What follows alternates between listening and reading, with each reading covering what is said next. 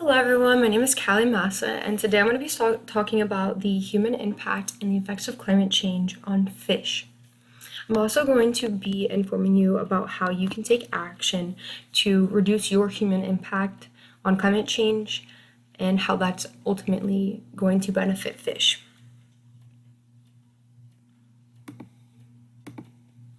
Alright, so climate change and sea surface temperatures. So changes in temperature can alter marine ecosystems in many ways, such as what species of plants, animals, and microbes are present in a specific location. It can alter migration and breeding patterns, which is super important because if a species is used to a regular migration pattern and they end up migrating to a place where the temperature has changed drastically and it's not suitable for them, they're going to have to move to a new location that they are unfamiliar with.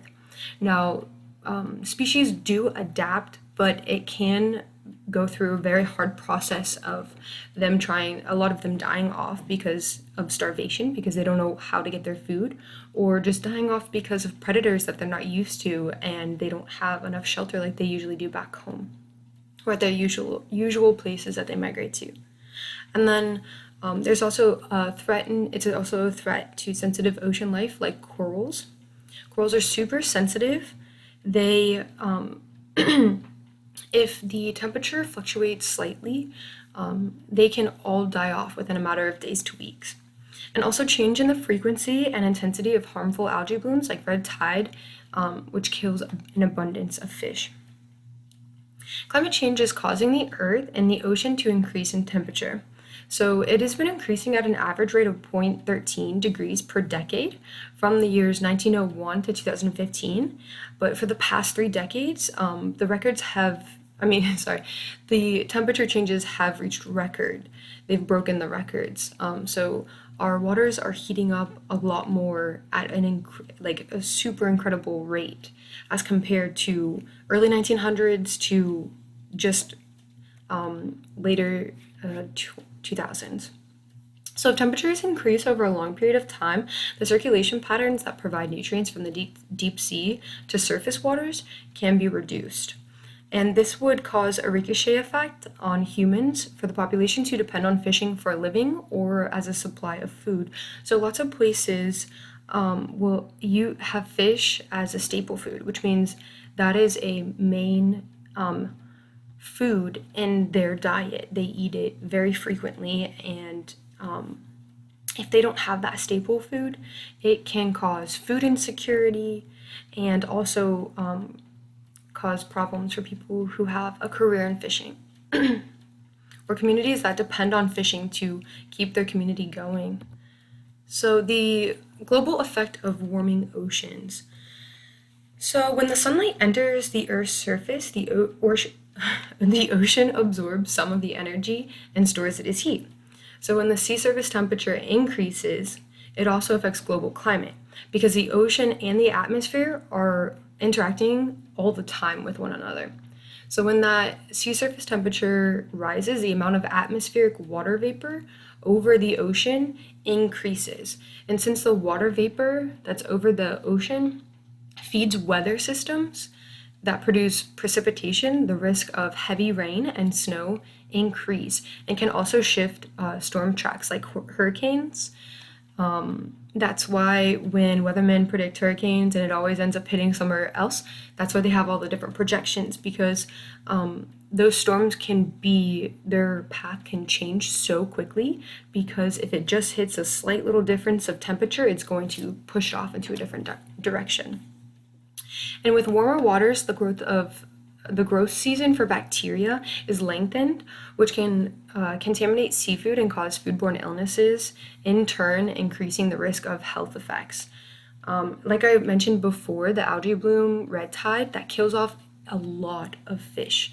And that happens in the warmer months. So when the temperature of the water is getting hotter, and then it blooms that algae, and the fish get infected with it. It's a bacteria, and it carried around and it spreads throughout and it ends up killing off a large population. And that's why we can't swim in the waters. If you live on the coast, or if you live in Florida or on that coast, you'll understand. That's why they restrict swimming during red tide blooms. So let's talk about ocean acidity. So the ocean absorbs around 28% of the carbon dioxide in the atmosphere produced by burning fossil fuels, so, which is going to be anywhere from cars to big companies who are producing a lot of in factories. So the dissolved carbon dioxide in the ocean has a negative effect on most marine life. And carbon acid is produced when the seawater reacts with that carbon dioxide, resulting in increased acidity, and this causes changes in the balance of minerals in water. So, this makes it difficult for marine life to survive and can cause a broader change in the overall structure of ocean and coastal ecosystems. This causes a snowball effect, which can alter fish populations and the people who depend upon them. So, how are humans contributing to all of this madness I'm talking about? So, the big contributors to the decline of sustainable underwater habitats and species and climate change, which has to do with all of that, they're all intertwined, is things such as oil spills, trash dumps by large ships at sea for long periods of time. Sometimes they will dump them in the middle of the ocean, and littering, fertilizer runoffs, and overfishing. And so I've been talking about fish a lot. Obviously, I've made it seem like I really care about them a lot. But why should I care? Why should you care? And why should we protect them? So, fish are actually recyclers of the nutrients that algae and other bottom level species need in order to survive. So, if we don't have fish, we lose a lot of other species because not only are they the recyclers of nutrients that helps others survive, but they're also eaten by predators, which is their substance that they eat. So, if they don't have enough food, then we're talking about a huge impact on not just fish, but everything around it in the water. So they are a major contribution to the ecosystem, and they provide essential nutrients that support the entire system. So without fish, there's no balance in underwater habitats. Now, how can you help? So small steps are the most important. I know sometimes I get the mindset, and a lot of people think that you can't make a difference. You're one person. What are you going to do? You could do all of these things that I list, but is it really going to make a big impact as compared to everyone else who isn't? It's a small impact, but the biggest thing is that you are practicing the right things to start moving forward. People who make a big difference in the world started with the small things and then it spread and awareness spread. And so that's how one of these points that I have is to influence change in your community. If you start making changes, it could become contagious and then you can spread awareness.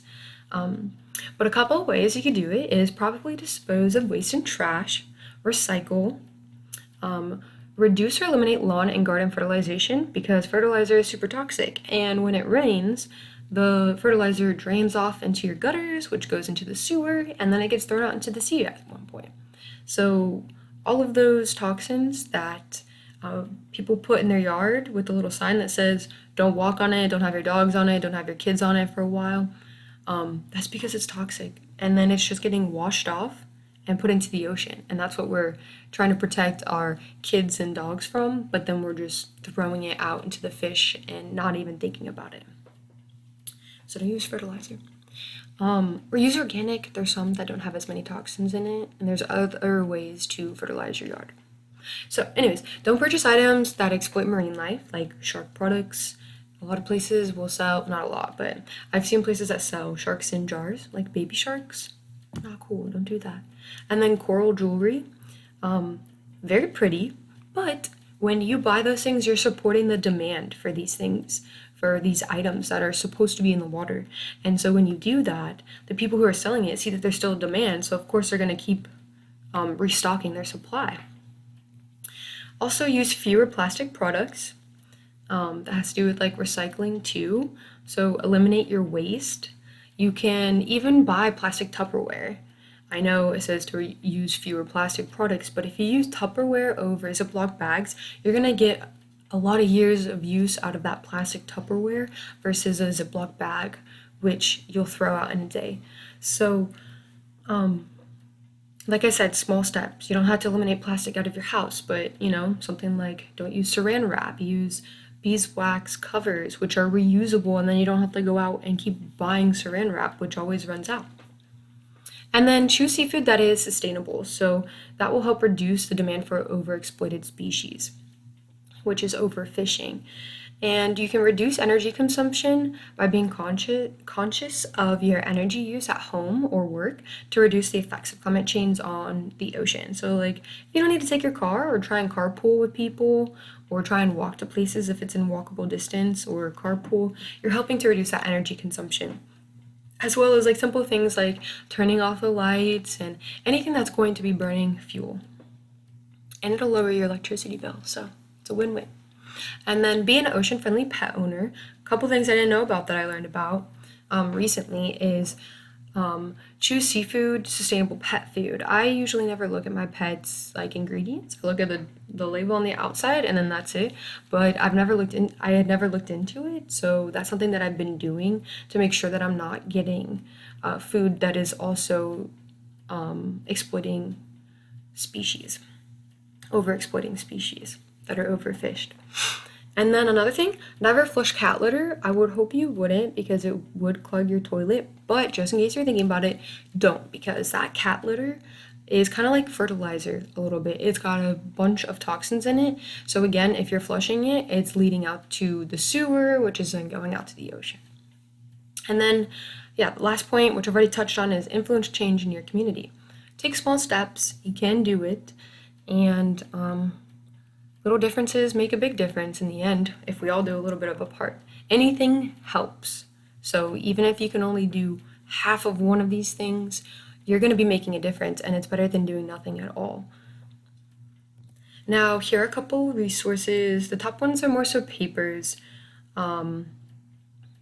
The bottom ones are really informative if you want to check them out. They have to do with more so how you can make a difference. And then there's also a lot of resources on those websites too that you could read extra stuff on if you're curious. So check out those links and leave any comments or questions in the bottom. And I'll try to answer them my best. So have a wonderful day. Thanks for listening.